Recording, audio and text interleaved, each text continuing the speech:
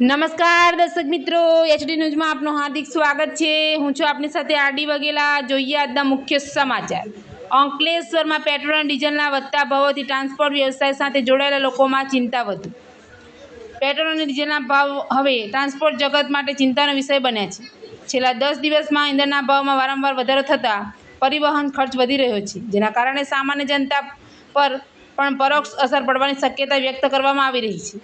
અંકલેશ્વર સહિત સમગ્ર જિલ્લામાં પેટ્રોલ અને ડીઝલના વધતા ભાવોના ટ્રાન્સપોર્ટ વ્યવસાય સાથે જોડાયેલા લોકોમાં ચિંતા વધી રહી છે।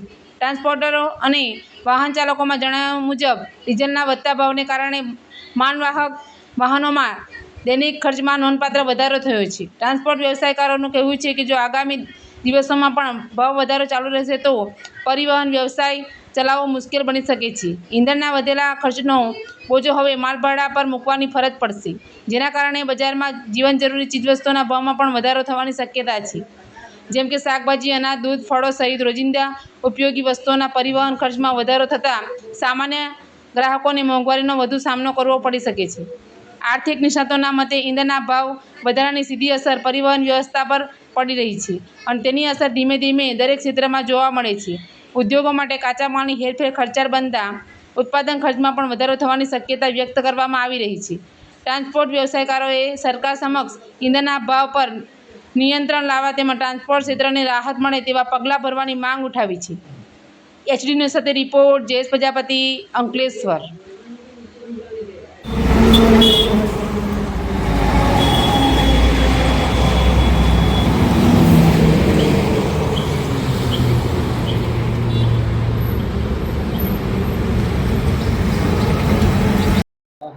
ખાસ કરીને છેલ્લા 10 દિવસમાં 3 વાર પેટ્રોલ ડીઝલનો ભાવ વધ્યો છે।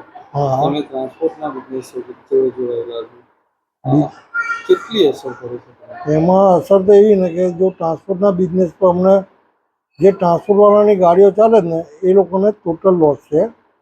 કંપનીઓ ભાડા વધારો આપ્યો નથી, કારણ કે શું છે કે 5 રૂપિયાનો વધારો આવી ગયો। હવે ટ્રાન્સપોર્ટવાળા પે કરી રહેલા છે અને ગાડીઓવાળા પે કરી રહેલા છે। એમાં શું છે કે આ ધીરે ધીરે ટ્રાન્સપોર્ટનો ધંધા બધા ધોવાઈ જાય છે। કોમ્પિટિશન વધી ગઈ ને એમાં બધા ટ્રાન્સપોર્ટના ધંધા ધોવાઈ ગયા। હવે આ લોકો ડીઝલના 50 પૈસા અને 1 રૂપિયો વધારે છે, એમાં ટ્રાન્સપોર્ટને કોઈ ફાયદો નથી।